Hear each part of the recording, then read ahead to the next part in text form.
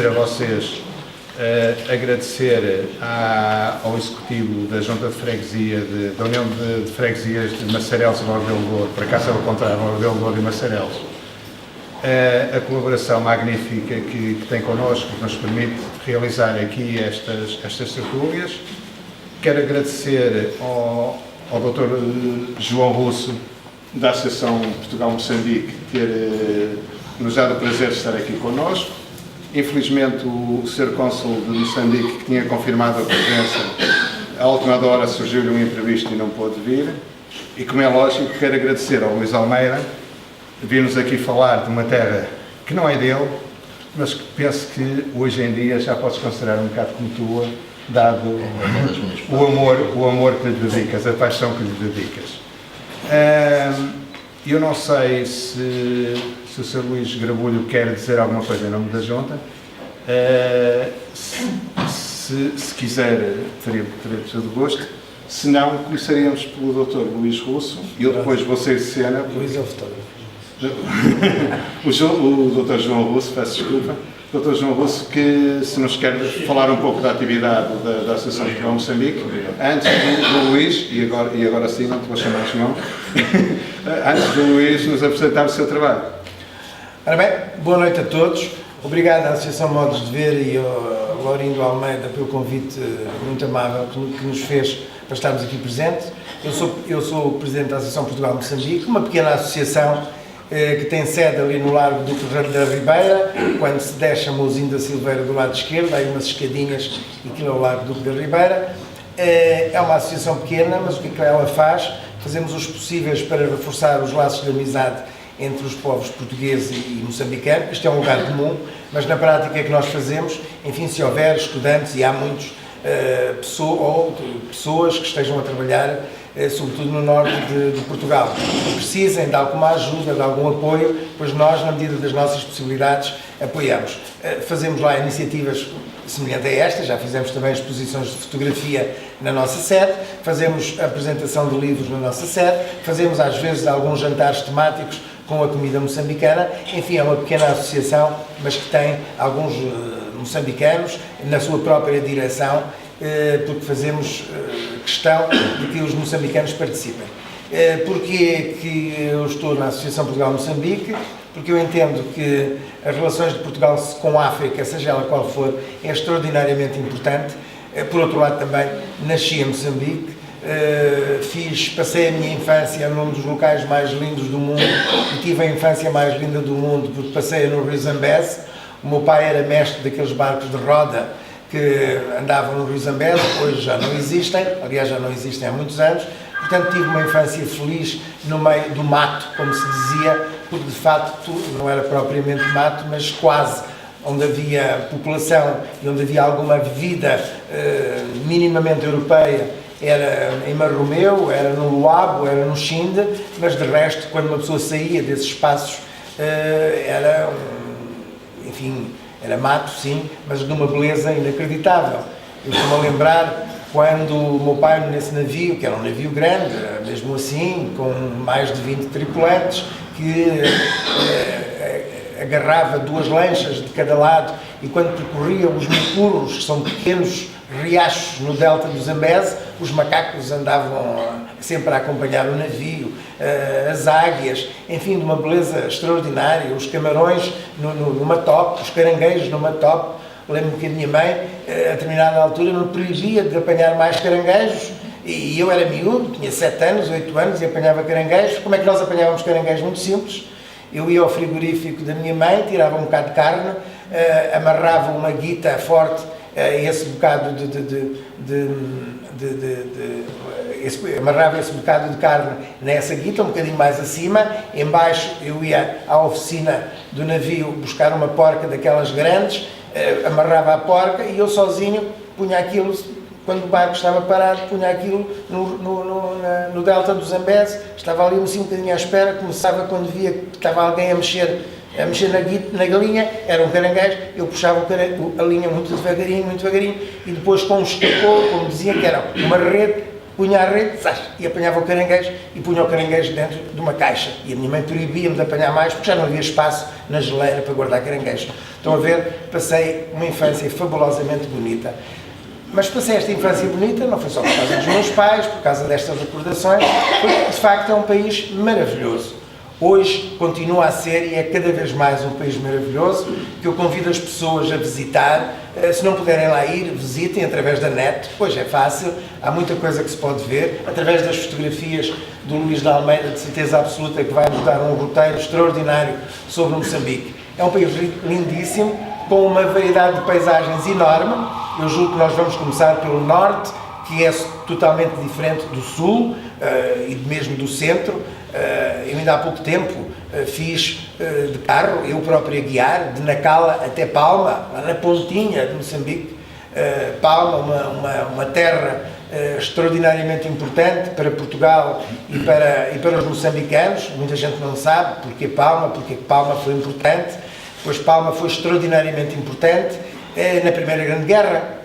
Como sabem, nessa altura, 1418, a Tanzânia era dominada pelos alemães, assim como a Namíbia, mas estamos a falar de Moçambique. A Tanzânia era dominada pelos alemães, Portugal entrou na guerra e imediatamente os alemães invadiram Moçambique.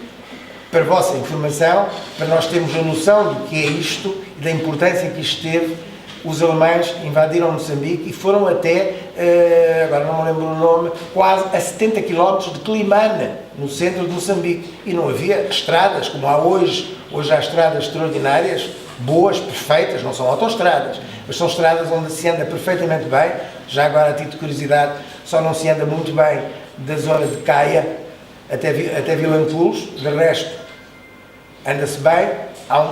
Ainda está em construção de Coamba para Lixinga, mas de resto não há problema nenhum. Eu fiz esses quilómetros todos, ida e volta, eu a guiar sem problemas nenhuns. Claro que não há áreas de serviço, naturalmente, mas quando nós paramos, aparecem sempre dezenas de rapazes, dezenas de jovens a vender-nos fruta, a vender-nos doces, a vender-nos água. Temos o centro comercial dentro do nosso próprio carro. É diferente do que aqui. Também é mais barato. Portanto, eu aconselho as pessoas a visitar. É diferente, não há problemas de saúde, não há problemas de segurança, porque não há. Ainda em novembro eu fui à Zambésia, ao Luabo, onde eu fiz a segunda, a terceira e a quarta classe, e sem problema rigorosamente algum. Aliás, a zona do Luabo, que foi totalmente destruída, ou praticamente destruída, que era uma zona açucareira extremamente importante, de influência inglesa, hoje não tem nenhum europeu, mas as pessoas são de uma receptividade verdadeiramente fantástica. Vale a pena visitar Moçambique, vale a pena investir em Moçambique, porque Moçambique é um país que recebe bem do investimento estrangeiro. Eu não aconselho as pessoas a investirem de uma forma simples, ou seja, levar o dinheiro do bolso, chegar lá e investir esse dinheiro. Não deve ser assim. O dinheiro deve ser transferido daqui para lá, deve-se dar conhecimento ao Banco de Moçambique, tudo como deve ser, e se fizermos as coisas como deve ser, não há problemas. Mas creiam que hoje, por exemplo, em Maputo, uma pessoa pode andar à vontade nas ruas até mesmo 11h30, meia-noite, não há problema rigorosamente algum, já houve mais, hoje não há, mas em Moçambique ninguém anda, ou quase ninguém anda na meia-noite na rua.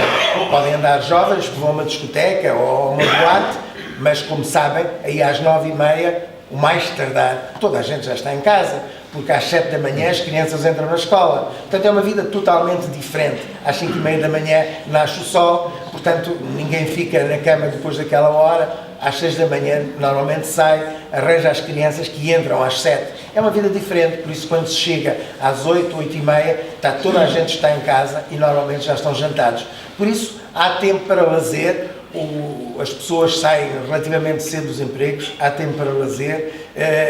O movimento em Maputo, para aqueles que não sabem, é imenso. As horas de ponta são terríveis. Quando se chega aí às 4 da tarde, há imenso movimento. É de facto horrível, porque Maputo, que antigamente tinha no máximo dos máximos 125 mil pessoas, não tinha mais. Hoje a área metropolitana de Maputo, com a Matola, tem mais de 2 milhões de pessoas. E não há metropolitana, infelizmente, estão a pensar nisso. Portanto, há uma afluência muito grande de pessoas, fruto da guerra civil, que trouxe muitas pessoas do Mato e das outras províncias para as grandes cidades, para Maputo, e depois, como a guerra civil foi muito longa, foi muito mais importante causou mais danos do que a própria guerra colonial a Moçambique, muitíssimo mais, quer materiais, quer às pessoas. Essas pessoas, como durou muito tempo, essas pessoas depois enraizaram-se nas grandes cidades e já não foram para os sítios de onde eram provenientes. Isso faz com que Maputo hoje seja uma enormíssima metrópole. Dentro de poucos meses, 2, 3 meses, é inaugurada uma ponte muito semelhante à ponte 25 de Abril em Lisboa, que liga a Catembe a Maputo e que depois faz ligação até a África do Sul, que vai ter um posto fronteiriço na zona da Ponta do Ouro. Moçambique tem praias lindíssimas. Muita gente que conhece Moçambique pensa que Moçambique ainda vive daqueles produtos tradicionais, do caju, que em Moçambique não se diz caju, diz-se castanha, da castanha, do camarão. Isso hoje não é verdade. A principal exportação de Moçambique é o alumínio. A segunda principal exportação de Moçambique é a energia, o gás, e não é o gás do norte, que ainda não está a ser retirado, mas sim o gás da zona de Inhambane, retirado por uma empresa sul-africana, a Sasol, que exporta esse gás para a África do Sul e para o estrangeiro. Portanto, hoje a realidade é totalmente diferente. Exporta-se camarão, naturalmente, que em Moçambique não se diz gambas, diz-se camarão.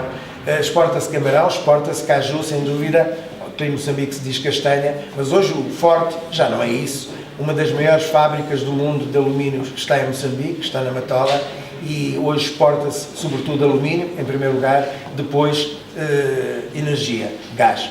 Evidentemente que é um país com problemas, é um país com grandes assimetrias, claro que é, como Portugal também é, lá há mais, claro que é, mas Moçambique tem 25 milhões de pessoas, tem quase 6 milhões de pessoas no ensino, 6 milhões de pessoas a estudar, desde a primária até ao ensino universitário. Portanto, não é nenhuma brincadeira comparado com o passado neste aspecto em termos de ensino.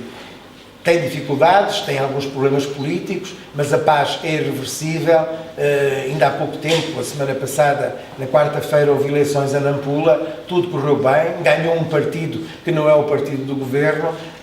No entanto, os outros partidos estiveram nas eleições, felicitaram os vencedores no próprio ato, e por isso Moçambique está a caminhar a passos muito largos para se manter a paz definitiva e para que o progresso e o desenvolvimento se torne muitíssimo maior. Devo dizer que o gás, que se fala muito, que é aquilo que se fala mais, é sem dúvida de uma importância inacreditável. Moçambique tem um PIB, o Produto Interno Bruto, de 16 mil milhões de dólares, não é nada comparado com o nosso, 16 mil milhões de dólares, não é nada, mas o gás vai fazer com que o Produto Interno Bruto aumente impressionantemente, assim como vai aumentar imenso só com a produção de celulose da fábrica Soporcel Portocel, que vai ser feita em Mucuba, na Zambésia, e que vai exportar toda essa celulose para o estrangeiro. Neste momento vai ser iniciado em maio, portanto dentro de meia dúzia de dias, por uma empresa portuguesa sediada no Porto, a Motengil, uma linha de caminho de ferro entre quase a fronteira com o Zimbábue, passando pela zona de Mupeia, pela zona de Climane, a norte, até ao porto de Mucuba, que vai ser um porto de águas profundas, e essa obra é uma obra de mais de 4 mil milhões de dólares, financiada, como é lógico, pelos chineses, que estão cada vez mais a tornarem-se donos do mundo. Mas vale a pena visitar Moçambique. Obrigado.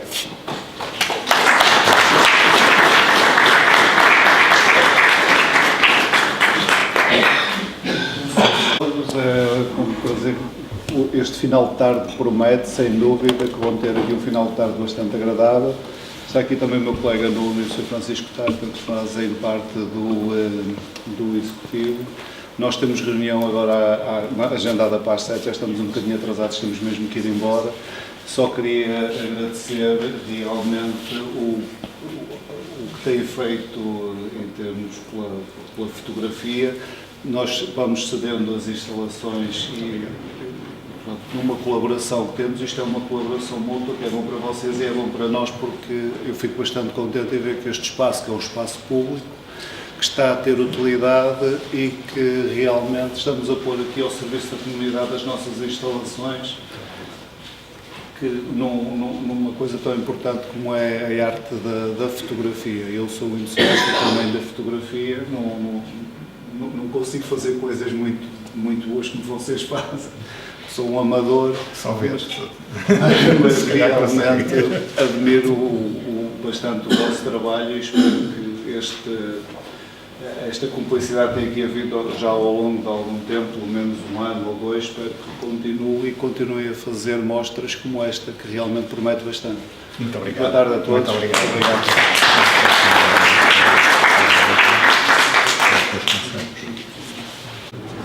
E de investir, quem puder. Gostava só de dizer o seguinte, este ato para nós é muito importante porque estamos na associação a abrir um novo ciclo. Eu penso, e na continuidade das palavras que foram ditas pelo Sr. Presidente, que nós, Portugal, tem algumas responsabilidades culturais para com as antigas colónias, com os atuais países africanos de língua oficial portuguesa. Nós, pela nossa parte, tentaremos que isso seja mais materializado. No caso concreto, nós, por acaso, temos duas exposições a decorrer neste momento, curiosamente, num restaurante de cariz africano, com origens cabo-verdianas e moçambicanas, onde temos, curiosamente, duas exposições, uma delas também do Luís Almeida, a propósito de um traje que é património cultural de Moçambique, que são as capulanas, e o Luís fez algumas fotografias sobre elas. Pelo que eu sei, as capulanas, e ele saberá falar disto melhor do que eu, as capulanas não tanto pelo traje em si, pela maneira como as moçambicanas o souberam recriar e na forma como o sabem usar. E para além disso, nesse espaço, temos também a exposição que vocês estavam um pouco a ver, que é esta, que é uma exposição que não tem nada a ver com a África, tirando o estar realmente no tal espaço, que é uma exposição coletiva, que é uma exposição improvável, já que este conjunto de nomes que aqui estão são de uma realidade que está a surgir hoje em dia com grande força na internet, nas redes sociais, e portanto é que não podemos ignorar, que são os fotógrafos mais amadores ou mais profissionais, mas que usam as redes sociais, neste caso o Facebook, para divulgarem o seu trabalho. E, portanto, nós, como temos alguns grupos, alguma presença no Facebook, pegamos num conjunto desses autores, os que quiseram aderir, e, digamos, e fizemos uma exposição coletiva que acho que vale a pena visitarem se tiverem tempo. De qualquer maneira, um dos objetivos da nossa associação, como sabem desde o ano passado, é fazer um grande evento de fotografia no Porto, um grande festival de fotografia, e pensamos, como primeiro tema, poderia ser realmente muito interessante trazer a cultura africana como realização desse primeiro encontro. Vamos ver agora se conseguimos ir ao Luís Almeida. Está com alguns problemas. Peço-vos desculpa. Isto nem sempre funciona como nós queremos, é este, não é? Ok.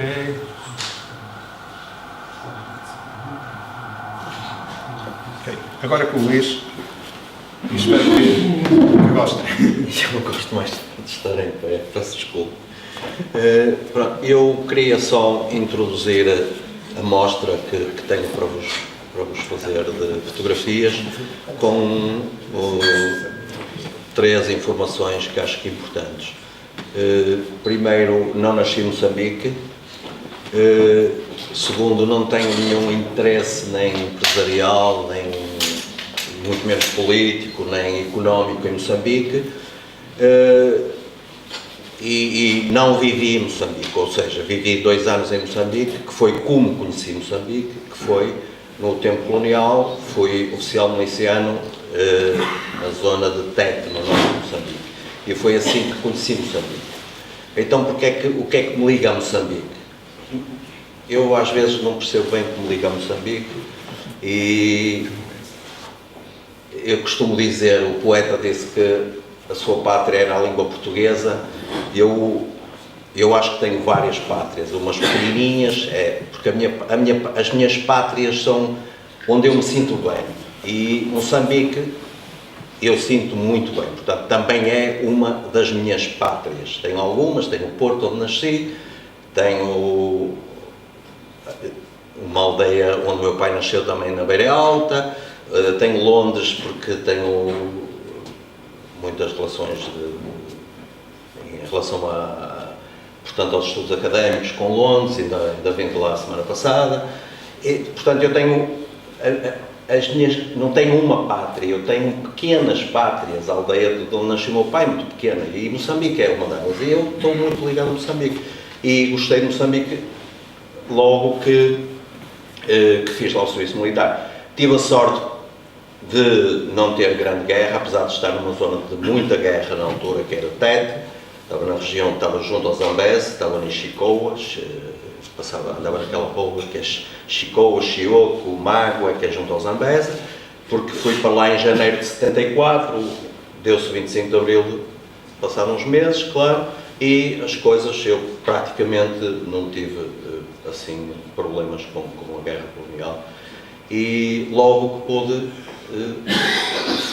fui a Moçambique. Foi depois da Guerra Civil, mal acabou a Guerra Civil, que os moçambicanos, que me desculpe o Sr. Doutor João Russo, mas eles não gostam de dizer Guerra Civil, acho eu, pelo menos que eu converso, é a guerra da desestabilização. Desculpe a correção. Eu, a partir daí, comecei a ir, portanto, a Moçambique com muita frequência. A exposição, ou seja, a mostra das minhas imagens, eu disse ao Laurindo, eu estou cheio de trabalho, estou a fazer 3 manuais, já explico o que é que eu faço, apresento. Estou a fazer agora 3 manuais, sou autor de manuais escolares para Moçambique, já fiz mais de 30 títulos em que sou autor mesmo, para Timor, e agora estou a fazer para Angola. Estou cheio de trabalho, e disse ao Laurindo, não preparei nada, mas olha, eu acho que isto pode ser, isto é um caminho, e um caminho faz-se, e faço eu e fazem vocês. Este caminho podem também fazemos todos este caminho. E então peguei numa série de imagens de um trabalho que comecei, ainda não terminei, que é sobre realmente os restos do Império. Às vezes este nome causa a muita gente confusão, a mim não me causa nenhuma. E aos moçambicanos também não. Os moçambicanos dizem assim, está ali o Camões, ou está ali, estão lá estátuas, está ali o Afonso Albuquerque, porque é a nossa história. E foi a nossa história. Portanto, se foi a nossa história, porque é que não há de estar ali dentro do forte a estátua equestre do Afonso Albuquerque, ou porque é que não há de estar os painéis da prisão de Gungunhana? Portanto, a mim também não me causa nenhuma confusão estes restos do Império. E ao fim e ao cabo, eu não vou falar de economia, como o Sr. João Russo falou, sabe mais do que eu disse, de economia, mas ao fim e ao cabo isto é a base do que o Sr. João Russo disse, que é que o país desenvolveu-se. E desenvolveu-se porquê? Vocês vão ver imagens de algumas delas antigas, que algumas nem sequer são minhas, não é? São coisas que eu recupero lá, que eu compro às vezes antigas, poucas, mas e as atuais, e o que é que os moçambicanos fizeram do que nós lá deixamos. Ainda há ali algumas portanto, ainda há algumas imagens que, portanto, ainda não estão recuperadas, que se mantêm edifícios conforme os portugueses os deixaram quando da independência, mas dentro das possibilidades dos governos moçambicanos, as coisas têm-se vindo a recuperar lentamente. Nós aqui também temos muita coisa abandonada por aí fora e temos dificuldade em... Eu começo com o Vasco da Gama, que foi o que lá chegou, e estas 2 imagens não são minhas, são imagens dos anos 80, por aí, 80 e tal, que eu consigo lá, porque tenho muitos amigos, vão-me arranjar de lá de imagens, e o que é que foi? Claro que naquele boom da independência, todas, desculpem, eu vou interromper, vou voltar atrás, porque não me apresentei, e eu depois apanho outra vez isto.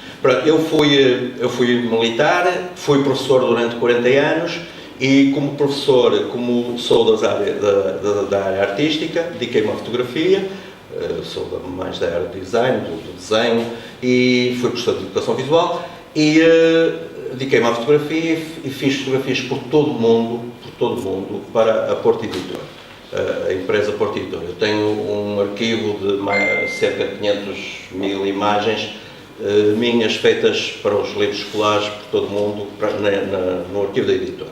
Pronto, é isso que eu fiz. Entretanto, com Moçambique faço os manuais, também os faço para Angola, como já disse, faço para Timor, e como autor mesmo, e há uns anos, há 10 anos ou 12, esta parte também colaboro como voluntário, e sou completamente voluntário, não recebo livros, recebo honorários desse trabalho não, com uma associação que é a AFIM, que é uma associação, uma ONG que trabalha muito bem na ilha de Moçambique, aliás é mesmo, ajuda só gente da ilha de Moçambique.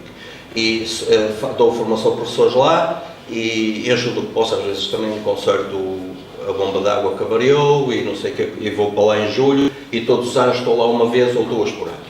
Pronto, voltando aqui, logo após a independência, realmente em todas os territórios que os portugueses colonizaram, aconteceu isto, ou seja, vamos imaginar uma imagem à esquerda desta, que é a destruição do que era português, não é?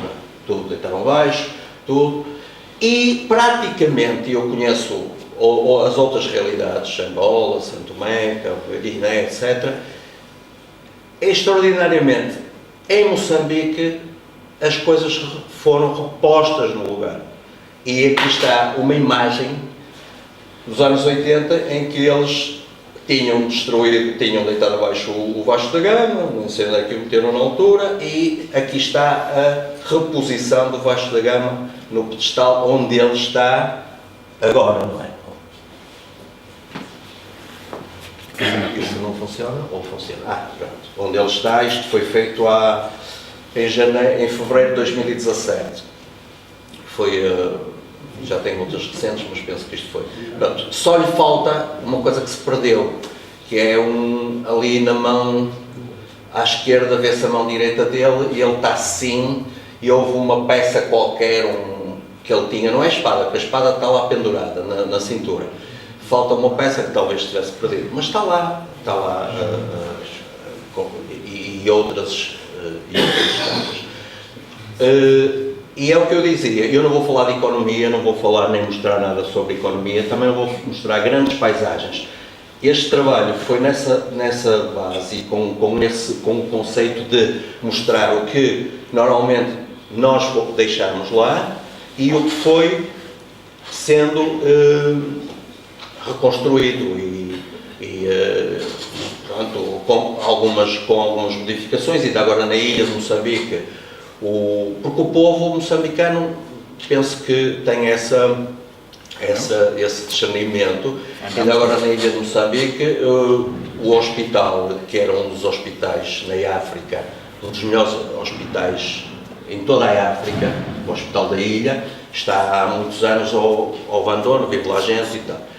E que está agora a ser recuperado, não é? E quiseram fazer lá um hotel e o povo moçambicano da ilha, penso que se revoltou, ou pelo menos não deixou que isso acontecesse, e vai voltar, não sei se o Dr. João Russo pode me confirmar, vai voltar a ser um hospital na ilha de Moçambique. Vai ser um hospital novamente. Vamos indo para a frente.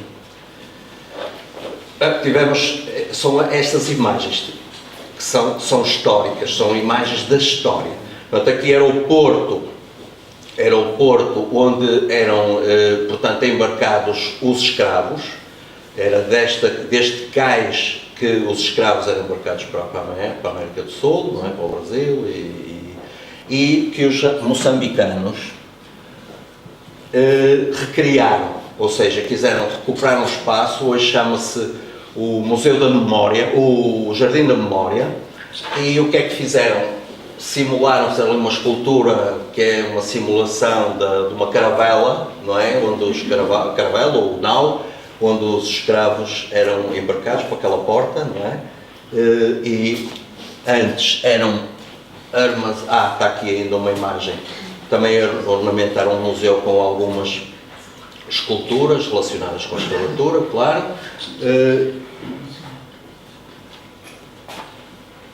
Penso que está aqui outra imagem que não está aqui. E como vêem, esta é do Luís Camões, é na ilha.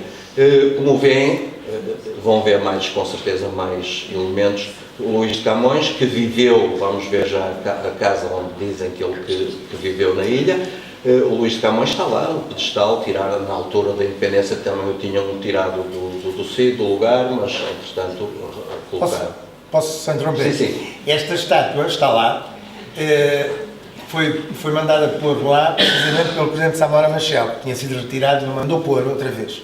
Já agora, a título de curiosidade, eu conheço a proprietária daquela casa. Vale a pena conversar com ela. Quem é esta senhora? Já estão aqui pessoas, enfim, eu já não sou cocoana, mas sou um bocadinho cocoana, e aqueles que estudaram há uns anos atrás, hoje não, ouviram falar de Tomás António Gonzaga. Hoje os jovens não sabem quem foi Tomás António Gonzaga. Mas Tomás António Gonzaga era um jovem advogado no Brasil, em Minas Gerais, em Ouro Preto. Estava ligado à maçonaria, estava ligado à independência do Brasil, foi preso, mas como era, enfim, advogado e uma pessoa mais ou menos importante ali na terra, não o cortaram aos bocadinhos, como fizeram ao Aleijadinho, e então, como ele era importante, o rei desterrou-o e disse. E ele era contra a escravatura, Tomás António Gonzaga era contra a escravatura e ela pela independência do Brasil. E então desterrou e mandou-o para Moçambique. E ele foi para a ilha de Moçambique. Só que se apaixonou por quem? Pela Marília de Dirceu. Quem era a Marília de Dirceu? Era filha do principal negociante de escravos da ilha de Moçambique. Vejam como o mundo é. Aquela senhora é descendente dele. Eu conheço. Pronto, como veem, a ilha está, e principalmente a ilha está em reconstrução. A ilha tem aquele nome que tinhas no início da apresentação. Sim, a ilha de Moçambique foi onde nasceu. A ilha de Moçambique foi até 1800 e não sei quanto a capital de Moçambique. Foi realmente a cidade. Aliás, eu aqui há tempos fui tirar o visto ao consulado e o Sr. Cônsul não está aqui, mas podia ouvir isto na mesma. E eu disse, quando foi preciso preencher para onde eu ia ficar, eu disse, na cidade de Moçambique. E a senhora disse, cidade de Moçambique. A senhora que me atendeu, cidade de Moçambique. Mas cidade de Moçambique? Sim, cidade de Moçambique. Não, a cidade do país? Não, a cidade de Moçambique, porque a ilha é uma cidade e toda a ilha é a cidade. E, portanto, foi que deu nome ao país, não é? Pronto, aqui lá está, aqui é a casa onde há quem diga que se deve dizer, dizem que viveu Luís de Camões. Não sei se, parece-me que não há uma certeza se realmente ele viveu nesta casa ou não. Fica nesta rua, as ruas são assim todas estreitas, interessantes, são cheias, e como diz o Dr. João, então na ilha pode-se andar de madrugada, toda a noite, pelas ruas, pelas ruelas, que não há perigo rigorosamente nenhum. Este é o ponto que é o cordão umbilical que liga a ilha ao continente. O continente está lá ao fundo e esta ponte foi inaugurada em 1964, por aí. Aqui ainda tem muitas estacas de madeira, mas vou passar a imagem. Hoje está assim, portanto está toda alcatroada. É uma ponte muito interessante porque só tem uma via, só cabe um automóvel e não podem ir lá carros pesados, só. mas tem dois sentidos. Tem cerca de 4 km, não é? Tem 3.800, tem 3.800, tem cerca de 4 km. Só que aqui não se vê, é pena. Por acaso é pena. É pena, por acaso é pena não se vê. Não, mas eu tenho imagens que se vê, não calhou, não é? Eu fui preparando isto assim, porque de tempos em tempos, e é muito curioso, de X em X, em centenas de metros, há uns varandins, só de um lado, ou só do outro, passa não sei quantos metros, não faço ideia, 300 metros, há um varandinho. Depois outros 300 metros, eu estou a falar de 300 metros, não sei a certeza se é 300 metros. E outro varandinho. E quando nós vamos de carro, eu passo muitas vezes, tenho lá um jeep da ONG, que vou muito ao continente buscar coisas, e nós já sabemos, quem já tem prática, e eu nesse aspecto já tenho, já sabemos, olhamos lá para o fundo, vemos um carro, já sabemos se temos que parar no próximo varandinho, ou se ainda conseguimos passar e é ele que vai ter que parar no varandinho anterior. E é assim, às vezes, aqui há tempos houve lá uma festa qualquer na ilha e os carros ficaram todos amontoados, ficou a ponte cheia de carros, uns para um lado, outros para o outro, durante para aí 5 horas, porque a confusão foi tanta, mas foi numa situação fora de comum, extraordinária, não é? Foi uma situação extraordinária. Já Mas, agora, a título de curiosidade, posso interromper de vez em quando? Porque sim, a título de curiosidade, esta ponte tem portagem, é? Para entrar na ilha não se paga nada, mas para sair paga-se. sim, é só a saída. É só a saída, porque se saíram, entraram, ou se entraram, tem que sair. Portanto, só há uma portagem. Realmente não se justifica duas portagens, não é? Porque é uma ilha, quem entrou tem que sair. Ao saída, paga. No meu tempo, que eu estive lá também, esse barco tinha ali à ponte. Sim. Mas isso foi Já antes agora, de 60 É melhor não perguntar. Esta ponte foi construída no meio de uma enorme discussão, porque as pessoas da ilha não queriam a existência desta ponte. Eu conheço um vereador da Câmara Municipal da Ilha de Moçambique deste tempo e eles não queriam esta ponte, porque esta ponte fez com que viesse muita população viver para a ilha, portanto eles não queriam isto. A Ilha de Moçambique é uma joia, não é? Sim, já teve muita população no tempo da Guerra da Desestabilização, porque chegou a ser impossível. Eu cheguei a lá ir nessa... Não, foi logo a seguir, mas ainda apanhei a ilha completamente impossível, cheia. Suponho que estavam lá 13 mil pessoas. A ilha tem 2,7 km de comprido por 350, 400 metros de largura. É uma ilha muito pequena e havia muita... já agora também se fala da ilha e não há nenhuma informação ali iconográfica que consiga ou que se consiga perceber isso. A ilha é dividida em duas partes. É a parte da pedra, chama-se mesmo a ilha, a cidade da pedra, e a cidade do Makuti. O Makuti é aquela palha, o capim com que se fazem as coberturas das casas tradicionais. E porquê? E essa parte do Makuti é uma parte desgraçada. Porquê? Porque foram os portugueses que tiraram dali a pedra, ou parte de pedra, para construir a ilha de pedra, a cidade de pedra, ou seja, os nossos monumentos, os monumentos coloniais que os portugueses fizeram. Então, a parte de Makuti é muito baixa e quando há inundações, quando há muitas chuvas e tudo, aquela gente que já não é muito afortunada em termos económicos, ainda por cima leva sempre com aquelas enchentes de... Deixa-me só aproveitar e dizer o seguinte. Então, nas nossas tertúlias estejam à vontade. Da mesma maneira que o Dr. João Russo tem, e muito bem, interrompido, vocês também podem interromper, quer para contribuir, quer para perguntar. Estejam à vontade. Eu há aqui qualquer coisa que falhou, porque não sei se está a seguir. Vamos ver. Antes desta imagem, eu tenho uma imagem de 1956. Isto anda para trás ou não? Não, para trás não. Esta. Pronto, esta é que devia vir antes, não sei porque é que ela está depois. Esta, não, deixa estar aí, deixa estar. Deixa, por favor, estar aí. Eu não sei se está... Aquela que viram antes, aquela toda iluminada, era o cais, era este cais.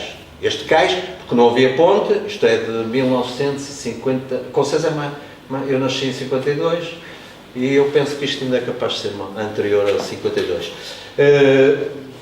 Isto era o cais, porque não havia ponte e todos os barcos se aportavam ali e as pessoas saíam. Normalmente era ao largo, os navios maiores ficavam ao largo, não é no Golfo de Moçambique. O Golfo de Moçambique é o que separa o continente africano com o Madagascar, não é? Aqui é... Como é que se chamam isto? Nós chamamos E então os barcos aportavam ali, vinham umas lanchas e descarregavam. E então, mais uma vez, é isso que digo, hoje está assim, não é? É por isso que o que diz o Sr. João Russo, que é, em termos económicos, que é o que eu digo, eu não falo de economia, mas que está desenvolvido, que está a desenvolver-se, com todas as dificuldades que, evidentemente, inerentes num país com 40 anos de independência, ou 40 e poucos, mas as coisas, têm vontade, os moçambicanos, de recuperar, com mais ajudas, menos ajudas, e aquele cais é hoje este cais. E aqui está outra vez, normalmente sem grandes ou quase nenhumas modificações. Este banquinho que aqui está já era do cais antigo, só que foi quem fotografou aquelas imagens daquelas pessoas a chegar, fotografou já muito na ponta do cais, não aparecem estes bancos. Mas estes bancos já estavam, porque ali aquela peça de betão vai até baixo ao mar e é o suporte do cais, não é? O suporte do cais. E já era banco, já era o suporte do cais e eles recuperaram, portanto, da mesma maneira. Lá ao fundo vê-se um bocadinho do Forte de São Sebastião, que foi o primeiro forte que fizeram na ilha, era o São Gabriel, que era um forte muito fraquinho, que os holandeses tinham a mania de atacar a ilha e destruíram, entretanto depois foi feito o forte. Mas nunca entraram. Nunca entraram, nunca. Não, uma vez incendiaram a cidade. Mas não entraram. Na segunda, não Estragaram. entraram. Estragaram tudo, porque eles queriam tomar a ilha e chegaram 3 vezes, pelo menos, que os holandeses foram lá para destruir a ilha, e sempre a ilha resistiu, as populações, e lá está, lá está. Ali ao fundo é uma escola, aquele último edifício, que é cor de tijolo e amarelo, é a escola secundária, é a maior escola da ilha, e uma das maiores escolas secundárias de Moçambique, a escola Josina Marcel, parece que também se chama Josina Marcel, que foi uma resistente da Frelimo, uma pessoa que foi combatente da Frelimo. E depois aqui tem a mesquita, aqui assim, eu tenho que ir lá, desculpa lá. Aqui, esta é uma das mesquitas mais antigas da África, foi a primeira mesquita que surgiu em África. Há uma grande lá na ilha também, mas esta é a primeira mesquita, uma mesquita muito pequenina, quase uma sala só pequena, um pouco maior do que isto. Porque religiosamente, como é que é Moçambique? É assim, eu acho que quando se fala em religião, a religião muçulmana sempre esteve mais no norte, mas está-se a estender.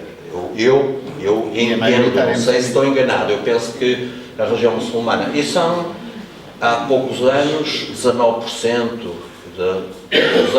da população era muçulmana, não é? Porque vem da Tanzânia, os Swahilis, o resto há poucos católicos, o resto é animistas, não é? Há muitos católicos. É mais Há muitos católicos. Há muitos católicos. No norte, o Cabo Delgado era quase católicos. Zambésia. A Zambésia era a zona... E entravam para a Tanzânia. Os macuas é que são normalmente, que eram a etnia dominante ali na zona da Beira e de Moçambique, que eram todos islâmicos. Aqui são de uma seita, digamos, islâmica das mais pacíficas, que é aquilo que eu venho aqui ali à Não, na ilha há vários, mas na ilha há vários. Aos sunitas... Os muçulmanos eram ali a Gagão. Agora não se chama Sim, mas na ilha... Ismaelitas. Ismaelitas. Mas na ilha há várias seitas. A ilha há tudo. Há tudo, sim. Mas mesmo só a nível muçulmano, basta dizer que há 4 cemitérios islâmicos que são diferentes, não têm nada a ver uns com os outros. São os sunitas, os xiitas, os islamitas e há outra também lá, do outro lado, são 4. E depois há um cemitério português que vão ver aqui, português cristão, não é português, é cristão, e há o que está infelizmente completamente destruído, não aparece aqui que eu não tenho imagens, até porque não tenho interesse nenhum as imagens, que é o hindu, até porque neste momento só há uma família ou duas famílias hindus na ilha, saíram todos, eu conheço os senhores. Mas ainda se faz hoje uma procissão hindu na Ilha Moçambique? Sim, porque há um templo hindu ainda. Eu vou lá muitas vezes ao templo hindu, eu costumo ir para lá conversar com o senhor que faz a gestão do templo hindu, já são muito poucos os hindus que lá vão. Pronto, esta é uma das pontas da ilha, é a ponta da cidade da Pedra, é a ponta virada lá para... Isto ainda é uma parte, isto é mais para se ver a luz do inverno moçambicano, que é em agosto, julho, agosto, por aí. Eu introduzi algumas imagens mais bonitas, para não serem todas muito históricas e mais feias, menos agradáveis. Portanto, isto é o porto dito de pesca, não é? O porto de pesca da ilha. O porto não, a praia. Aquilo não tem porto de pesca, é praia. Pronto. Isto aqui é interessante, esta imagem. Eu fiz esta imagem pelo seguinte, porque quando Vasco da Gama chegou, não chegou aqui à ilha. Chegou àquela lá ao fundo, que tem um farol, que é chamada a Ilha de Goa. Por isso ficou a ser chamada a Ilha de Goa. E só depois é que vai. E aqui, esta é a ponta, aquele forte que viram numa daquelas imagens anteriores, só se viu uma pontinha do lado esquerdo, onde estava aquela escola. E aquele tempo, aquela igrejinha, aquela capela, faz parte deste forte enorme. Este forte é bastante grande. Faz parte, está assim do lado de fora, mas faz parte do forte. É a capela de Nossa Senhora de Baluarte e é o único monumento em toda a África, segundo os historiadores, eu não sou historiador, mas segundo os historiadores é o único monumento em toda a África, vocês vão ver daqui a pouco noutras imagens, que tem arquitetura, elementos da arquitetura manuelina. Diz que não há em toda a África nenhum monumento, em qualquer parte da África. Eu acho que, pegando até no que o Sr. João estava a dizer sobre Maputo, eu ainda há 4 anos eu atravessei a África, da Costa dos Esqueletos, na Namíbia, demorei 4 meses, fiz de moto, a pé, de carro, de caminhoneta, só uma vez de autocarro, fiz 24 horas no mesmo autocarro, e atravessei e passei, aliás já conhecia algumas das capitais de outros países, por exemplo, Lusaka, portanto se fala de Lusaka, qualquer coisa que acontece de encontros políticos em Lusaka, e não sei o quê, e nós, Lusaka, comparativamente com Maputo, não é nada, é uma aldeia. No entanto, Lusaka, colonizado pelos ingleses, no Malawi, Blantyre, Lilongwe, e nós temos uma cidade, nós não, eles, mas fizemos uma cidade de Maputo que é, só comparativamente, em termos de grandeza, só se for com Joanesburgo e Pretória também, porque mesmo na Namíbia, Windhoek é uma cidade pequena, muito pequena. E realmente fazíamos coisas fabulosas e que as pessoas às vezes esquecem, desconhecem, e é interessante pensar nisso.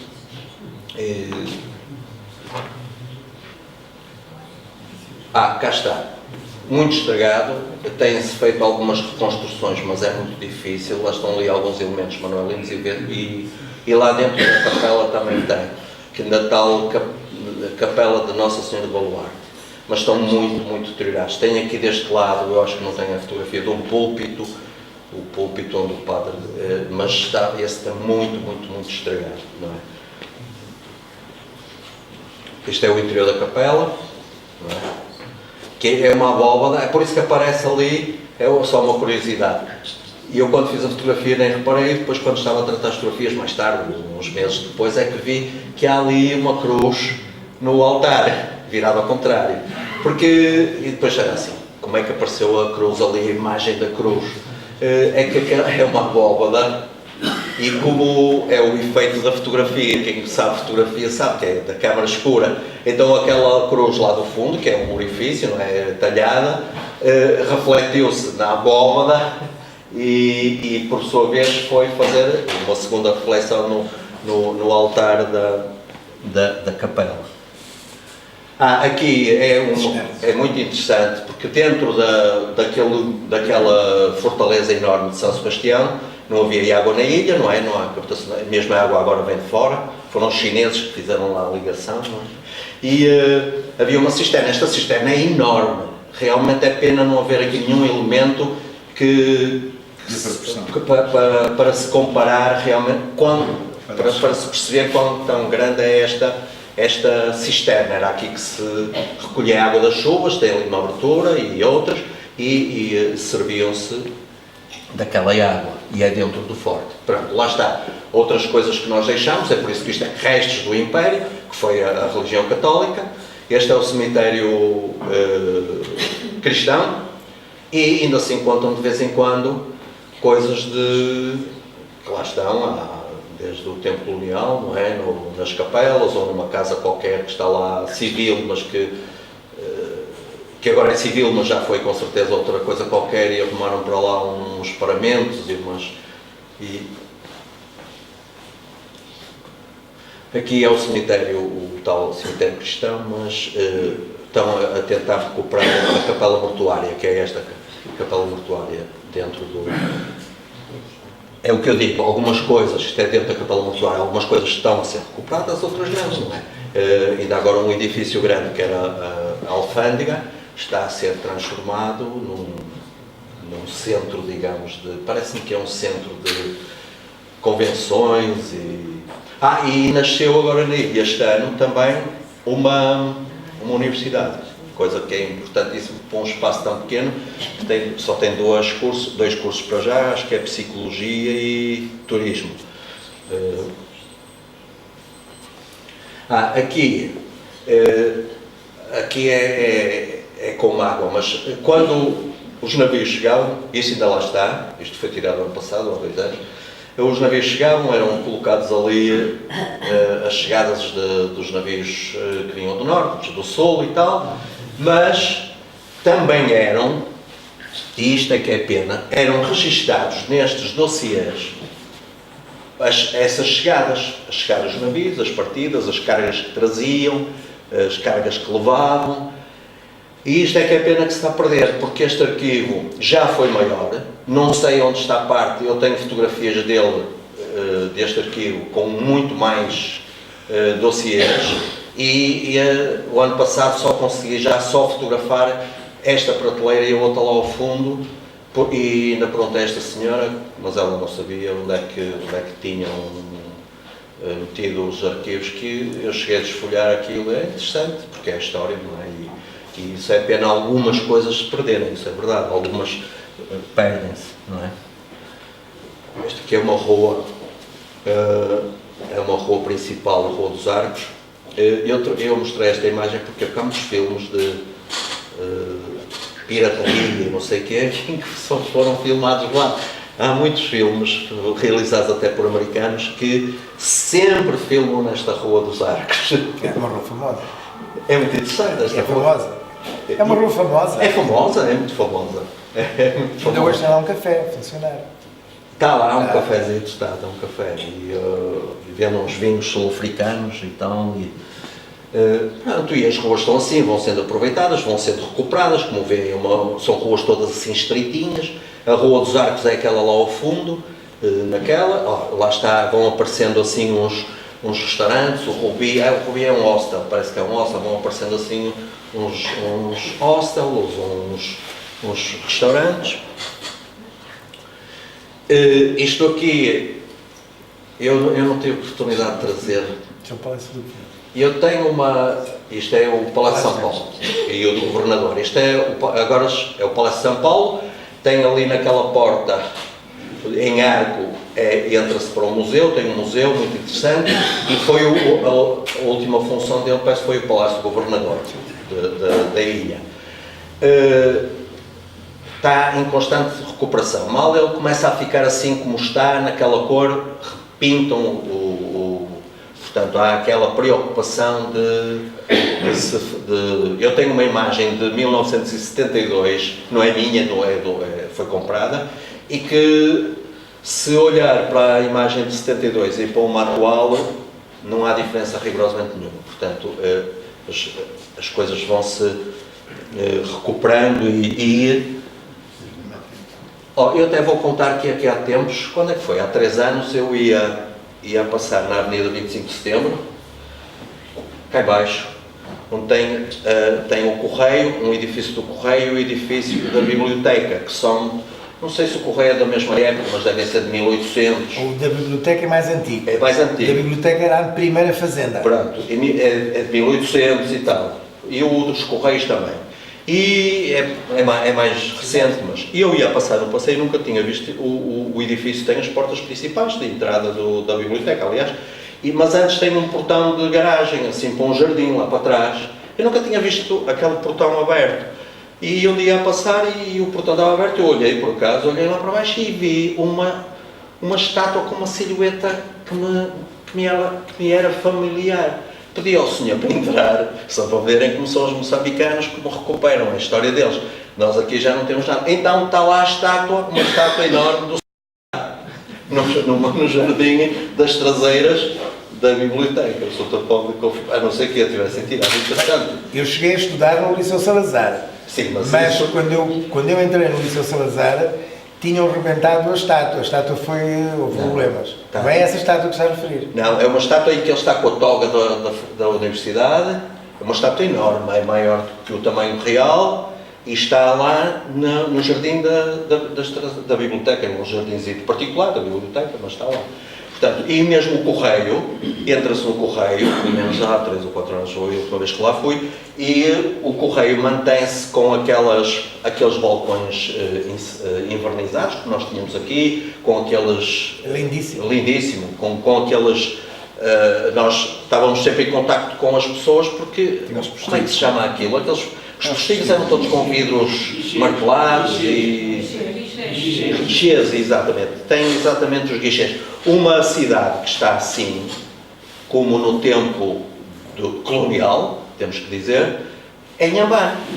Inhambane está mais pequena, sim, mas Inhambane, quem viveu em Inhambane antes da independência, se for lá encontra quase igual. Os passeios com os jardins, portanto, é isso.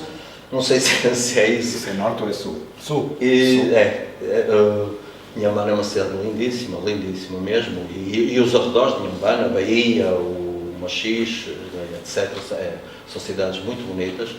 Algumas tiveram muito tempo. Eu, a primeira vez que fui lá, depois da guerra civil deles, cheguei à Beira e fiquei completamente de rastros, porque a Beira não havia ninguém na rua. A Beira é a segunda cidade de Moçambique, não havia ninguém, não havia, porque a Beira acho que teve 13 anos, no tempo da guerra, 13 anos sem água e luz. Eu estive lá em 89 e era horrível. Era horrível, não é?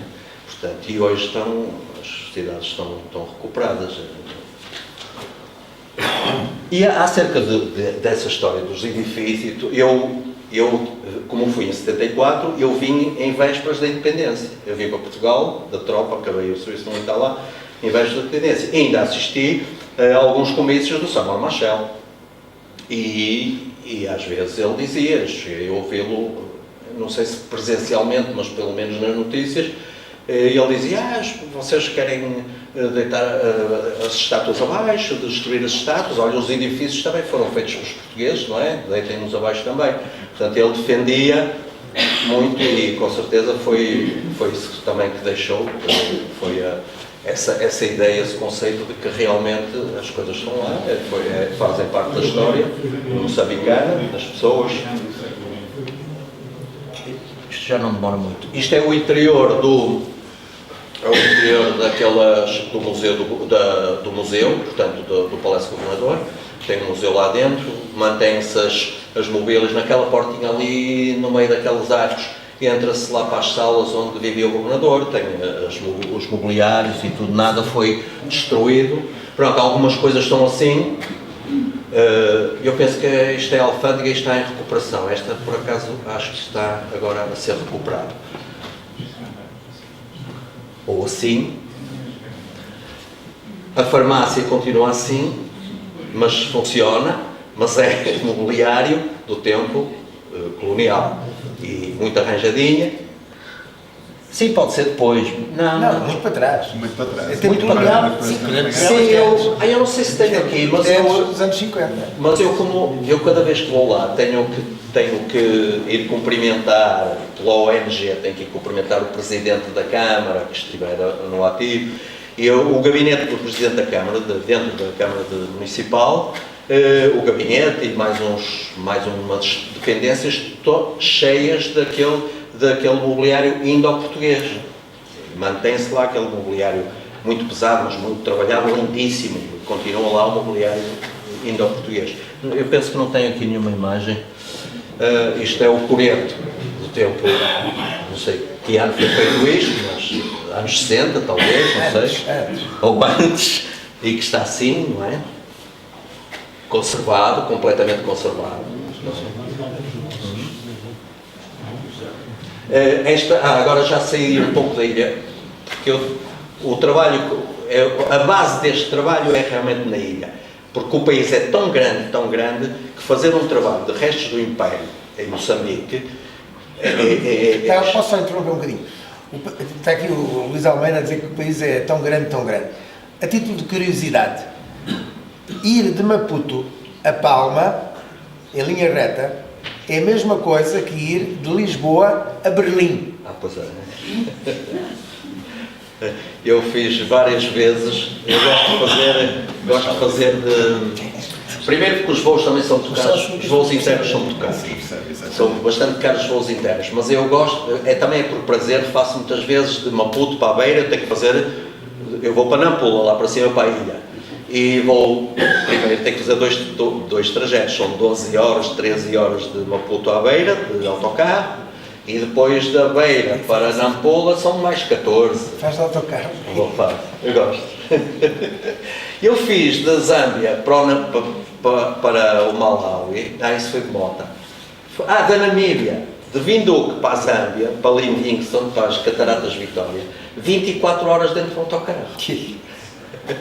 20 para o mato fora, sempre, 24 horas. Aqui é uma estação lindíssima, é pena estar a... Eu tenho fotografias a cor, mas é a estação da Beira. O edifício, porque uma coisa que impressiona, eu era miúdo, eu não quero alongar muito, mas era miúdo, andava ali na escola, aqui na Gomes Teixeira. Comecei o primeiro ciclo aqui na Gomes Teixeira. E morava ali para a Avenida Antes dos Guimarães, meus pais a minha mãe ainda mora lá, ao fundo, na Fonte Moura, cá em baixo, e vinha de elétrico e tal, e na altura dizia-se assim, eu tinha pai 11 anos, andava, vão construir aqui um prédio enorme no Porto de 10 andares, ou não sei o que é. Que prédio é? É aquele que está ao cimo da Rua Júlio Inês, aquele à direita, quando a Rua Júlio Inês fica horizontal, plana. Em Moçambique, em Maputo, os prédios construídos nos anos 60, 59, 60, 61, têm todos 20, 30 andares. Sim, 33. O maior de todos dessa altura tinha 33. 33 andares. Mas ter 20 andares é normal. 20 andares é normal. Isto vem construídos em 61. Não se encontra nada disso em Lusaka, em Dar es Salaam, que eu conheço bem, em capital nenhuma, nem Windhoek, encontra-se na África do Sul, claro, em Joanesburgo é diferente, não é? Este é o interior da Estação da Beira, que o edifício também exterior é lindíssimo, tem uma arquitetura fabulosa, incrível, uma pala assim ovalada, e o interior também é muito bonito, está preto e branco, mas é muito bonito, esta estátua, este conjunto, estas coisas, deve ser da época dos anos 60, aquilo deve ter sido construído nos anos 60. E são peixinhos? São peixes. Alguém atirou comida? Que eles vieram todos para o mesmo lado, não? Não sei, são muitos, vieram para ali. Talvez, não, pode ser por causa da sombra. É sombra. Pode ser pela sombra, porque como tem aquela entrada ali que entra o Está ali calor. uma manga, está ali um bocadinho Não conta. Agora é ao contrário. Como disse ao Lauren, disse, pai, eu não organizei nada e tal, e depois fui, coloquei aqui no PDF, neste documento, o que achei. Este é um dos primeiros fortes de Moçambique, mais antigo talvez, não, mais antigo não sei, o Forte Sena. Sim, é a primeira obra de alvenaria feita em África. Feita em África, porque porque os portugueses subiram o Zambeze, uma das primeiras incursões não foi por terra, foi pelo Zambeze acima, até Tete, e depois Tete já não é navegável. Tanto que na Namíbia, com aquela história do mapa cor-de-rosa, há uma coisa muito engraçada que eu fiz isso, essa língua toda. Se forem ver o mapa africano, do continente africano, veem que a Namíbia é assim como assim uma mão, e depois tem uma língua de terra, assim, por baixo da Angola e da Zâmbia, não é da Zâmbia, uma língua que tem para aí 450 km e tem 10 km de largura. É o Caprivi. É o Caprivi.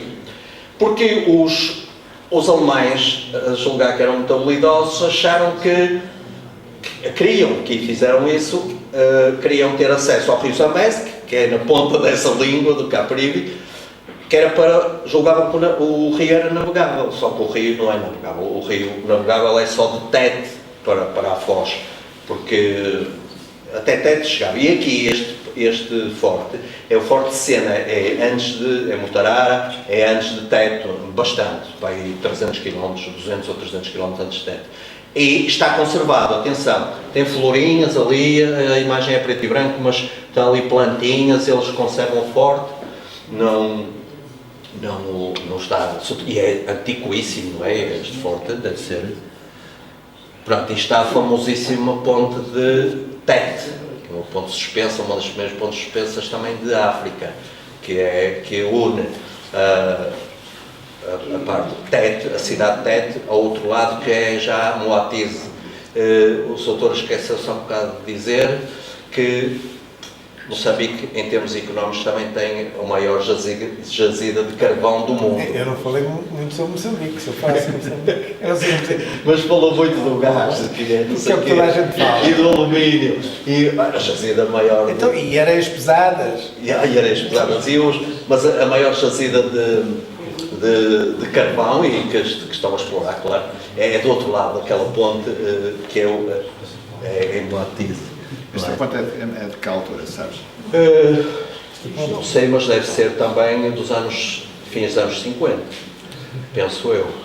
Agora fizeram uma nova. Que ano? Isto Sim, que altura sim, peço desculpa. Dos anos 50. Fins dos anos 50.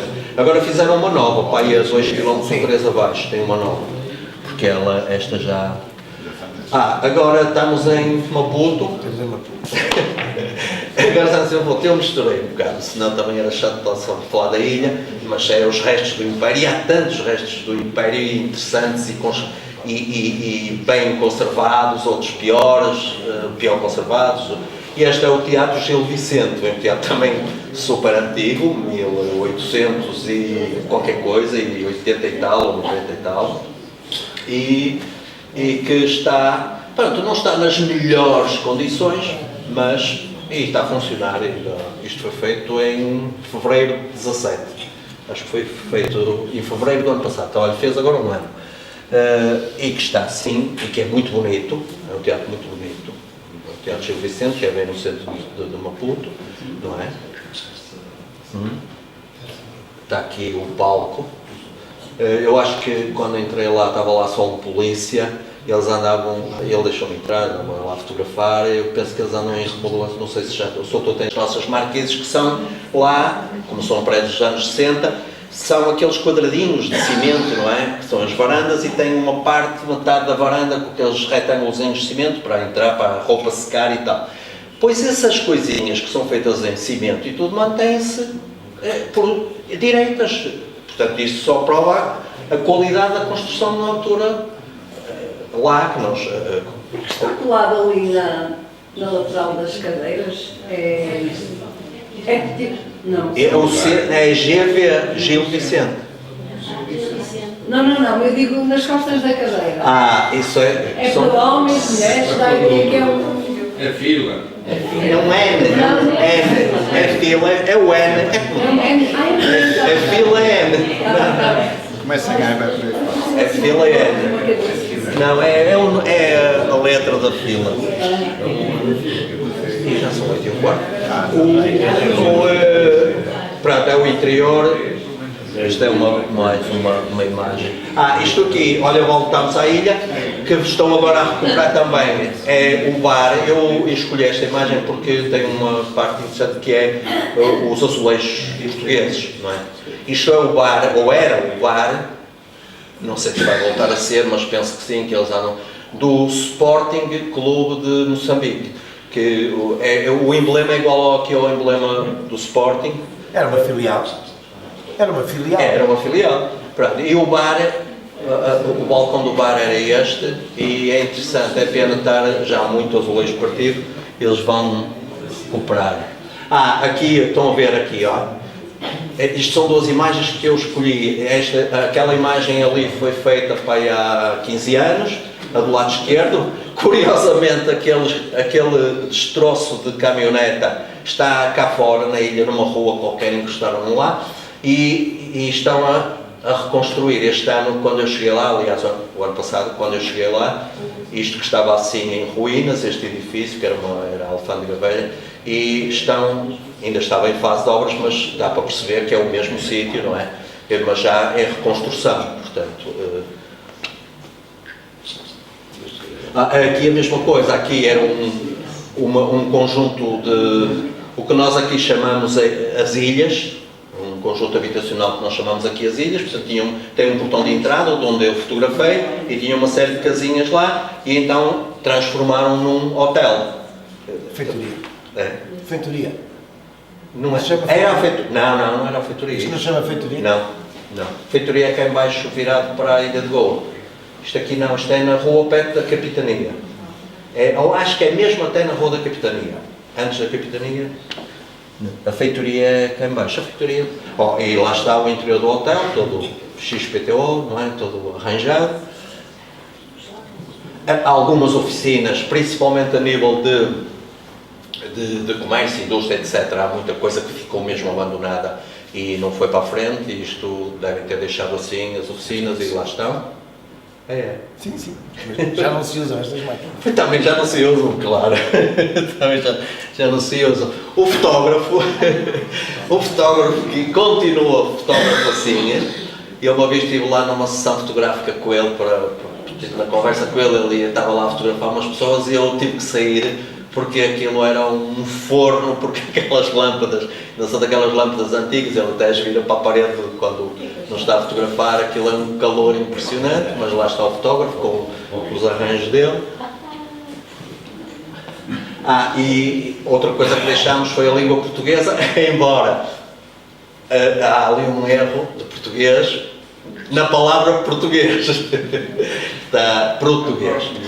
Mas eu acho, eu não sei se... Mas o português ainda é a língua maioritária, em Moçambique, não é? É sim. O doutor acha? Eu não acho. Não, vamos ver uma coisa. É sim, eu digo, costumamos ter... A língua maioritária é sem dúvida. Agora, Moçambique tem 27 línguas. Sim, mais. Não, Acho que é 27 só. Sim. Pensava que era Mas a portuguesa é maioritária. Mas peço desculpa, há muita gente que não sabe falar português. Claro. Também cá em Portugal. Sim, mas eu... Não, Há pessoas que não falam sequer português. Pois já, há pessoas que não falam português. Eu agora, quando fui ao Luabo, portanto, se for ao mapa ver, fui lá com um indivíduo, com duas pessoas, mas um deles tinha nascido lá, sabia falar a língua de lá, porque senão podia haver problemas e não me entendiam, não é? Mas estamos a falar de um país com muita gente e as escolas não são como aqui, não é? Não, mas eu tenho uma opinião acerca disso, que é o seguinte.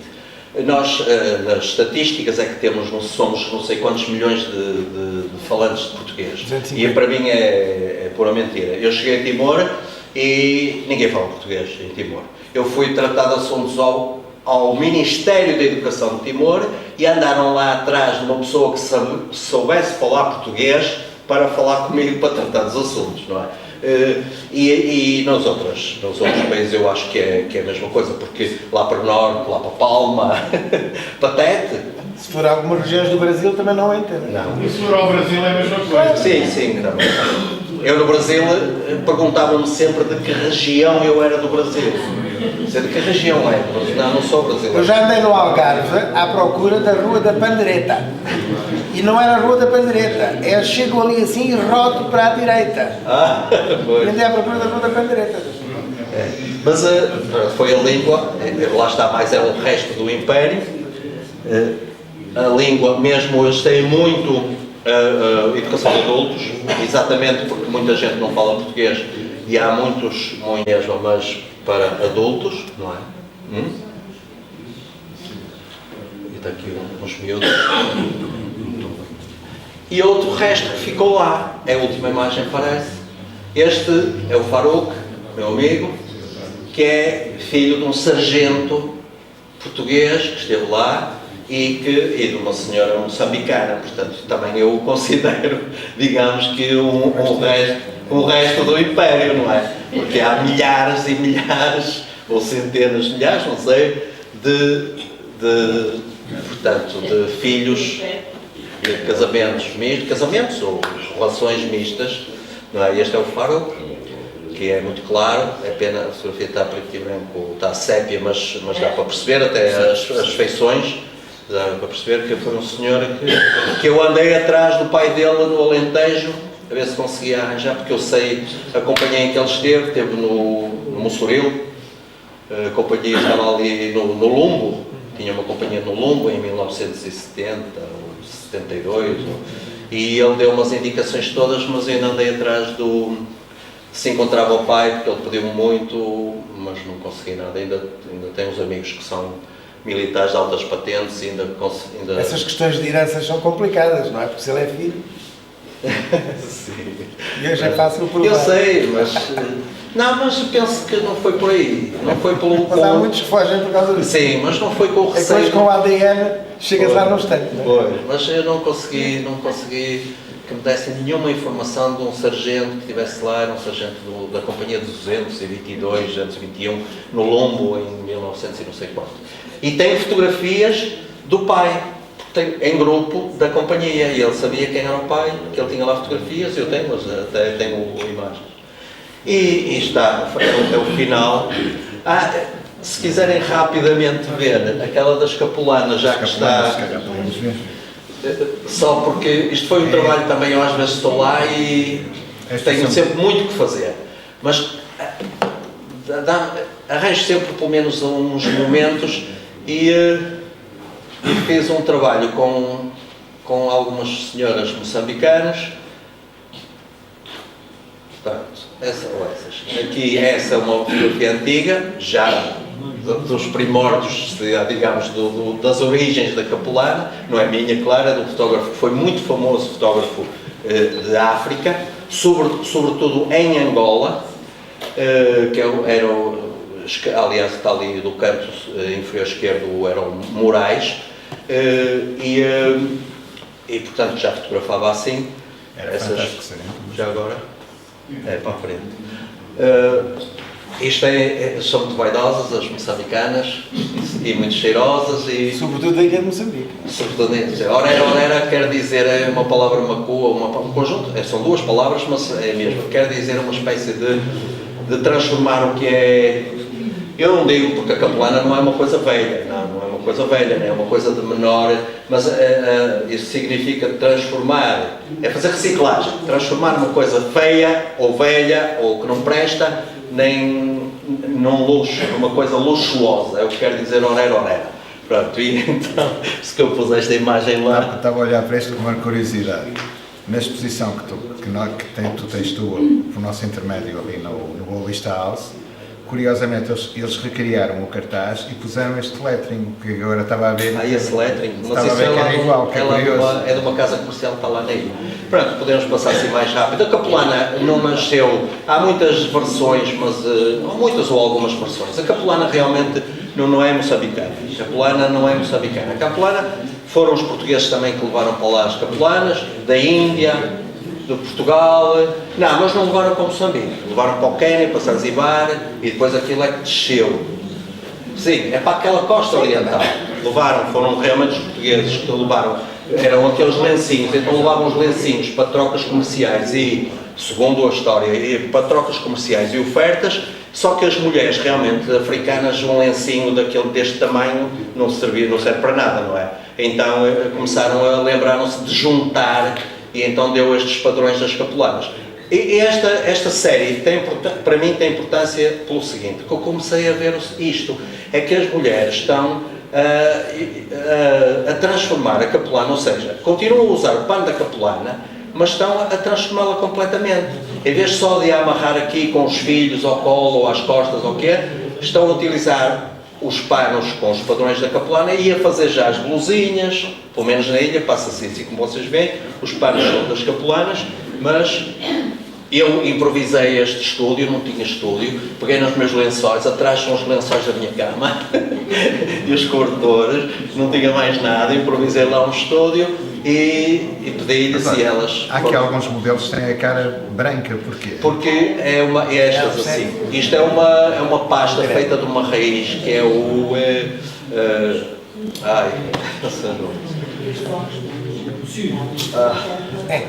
Quem é que me disse? Como é que se chama? Alguém já disse o nome? Muziro. É uma planta que é o muziro e que se extrai a raiz, esmaga e elas passam na cara por questões de beleza e de proteção. E eles gostam, os homens gostam de vezes assim. É um tipo de atração. Sim, mas ela aqui está a arranjar, ela pôs aquele creme, que aquilo é uma raiz. E faz bem a... Faz, é um creme de beleza. Pois é uma creme de beleza, aquilo, Mas muziro. é um creme de beleza para elas e para os companheiros é uma atração. É porque ela vai ficar mais sedosa depois. Mas é isso, termina-se assim com... Eles gostam de dizer assim. Mas lá está, mesmo amarrando a capelana como é tradicional, a parte de cima já é uma blusa feita com o mesmo tecido, com o mesmo padrão. Já agora, a globalização que hoje se fala tanto, aqui há uns anos atrás, no século XVI, XVII, também já existia um bocadinho, não é? Esta zona da África, obviamente que os portugueses foram extraordinariamente importantes, não foi nas descobertas, foi sim nas navegações, porque isto já estava tudo descoberto. Quem andava neste sítio eram os indianos, eram os indonésios, eram as pessoas do norte da África, da zona do Golfo, e não andavam os chineses, porque o imperador chinês proibiu, felizmente para nós, proibiu que os barcos chineses andassem a passear por ali, porque senão nós não teríamos chegado certamente à Índia como chegámos, porque os chineses não nos deixavam. A capelana, vamos lá, hoje é tipicamente moçambicana. A origem está no sarong, que é da Indonésia, e no sari, é mais ou menos semelhante. Da Índia, não é? Sarong da Indonésia e sari na Índia. Mas chama-se capelana porquê? Porque, por uma razão simples, ainda em meados do século XIX, na parte Maputo, vamos lá, Lourenço Marques, era na parte baixa. A parte de cima, onde está o Liceu, etc., toda aquela zona das Torres Vermelhas, do Hotel Polana, essa zona não era utilizada pelos portugueses. Os portugueses só estavam na parte de cá de baixo. Até porque nessa zona lá de cima, onde está hoje o Hotel Polana, onde está a Summershield, era, mesmo em meados do século XIX, 1870, estava na posse de um régulo que se chamava João Russo, Mfumo Polana, e o outro era Mfumo Machacana. E na zona do régulo Mfumo Polana havia muitas feiras de pessoas da Indonésia, da Índia, etc., onde se vendiam estes tecidos. E as pessoas diziam, as mulheres, quando iam comprar estes tecidos, diziam na e cá Polana. Ou seja, eu vou à Polana. Polana é uma zona, um espaço, um território. E daí nasceu a palavra capelana. O que é certo é que as mulheres moçambicanas nacionalizaram estes tecidos. ou estes panos, porque só elas é que sabem pôr a capulana daquela forma e só elas é que sabem segurar os filhos da forma como seguram. Em nenhuma parte da África seguram os filhos às costas como as mulheres moçambicanas seguram. É impossível. Em Angola também. Mas como em Moçambique... Bem, eu sou moçambicano, é complicado. Porque nem há, parece-me que nem sequer há produção de capulanas em Moçambique. Há. Há onde? Não sei onde, mas que há. Elas vêm todas. Não vêm na todas.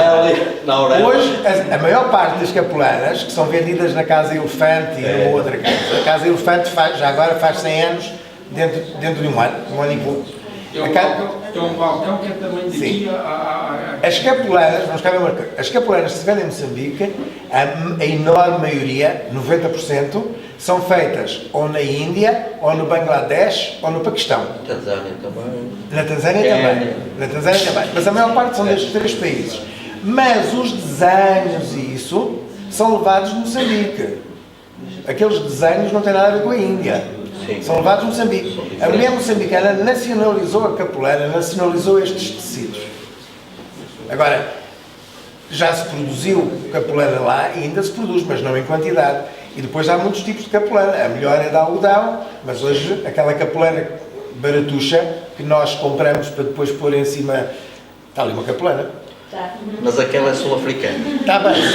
Foi comprada em Lourenço Marques. Mas é da minha área das artes. Este design já disse. Tem uma galinha do mato. Tem uma galinha do mato. Tem uma galinha do mato. Como é que chama? Galinholas, não é? Porque os sul-africanos usam muito. Mas ao fim e ao cabo, a mulher moçambicana nacionalizou estes tecidos. E hoje há lá artesãos na FEIMA, não é? Feira no jardim. Há lá artesãos extraordinários a fazer capulanas, a fazer camisas, a fazer saias, verdadeiramente fabulosos. A fazer bonecos. E na ilha, eu tenho muitos. Na ilha também. Também eles a fazer.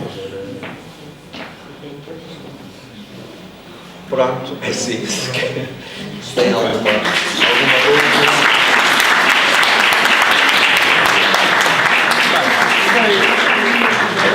Eu estava há bocado a dizer aqui que eu estava em desvantagem porque eu era o único que não conhecia Moçambique. Já havia mais gente na assistência nessa situação. Mas estes senhores criaram-nos, o João e o Luís, criaram-nos um grande desejo de ir a Moçambique, de certeza. Podemos perguntar, quem é que já foi a Moçambique? Levanta o braço. Ei, poucos. Têm que ir a Moçambique. Se comprarem a viagem com antecedência, com 2 meses de antecedência, não é caro. Mas a minha paixão. O melhor é ir por Joanesburgo com companhias alemãs e apanhar de Joanesburgo para a fronteira um caminhão de carga e gasta as fronteiras e problemas. Mas a minha paixão é por África em geral. Eu vou muitas vezes só. Se quiserem consultar o meu site é www.luisalmeida.com e só tem imagens da África e eu vou muitas vezes só, e aqui há tempos foi há 2 anos, passei em vários parques e reservas da África do Sul só para animais, andei só no mato, faço muita fotografia de animais selvagens. Agora a maior paixão, como digo, é uma das minhas pátrias, é Moçambique. Nós temos agora ali umas chamuças que espero que as comam, porque senão temos que as levar para casa com uma chatice, que penso que são feitas por uma pessoa, embora que nós chamamos indianos, ao fim e ao cabo, mas penso que são de origem moçambicana. Penso que há algumas com picante, outras sem picante, espero que vos agrade. E apareça um bocado aqui o mesmo.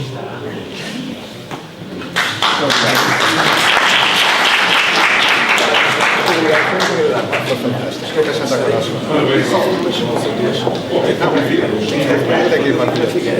Muito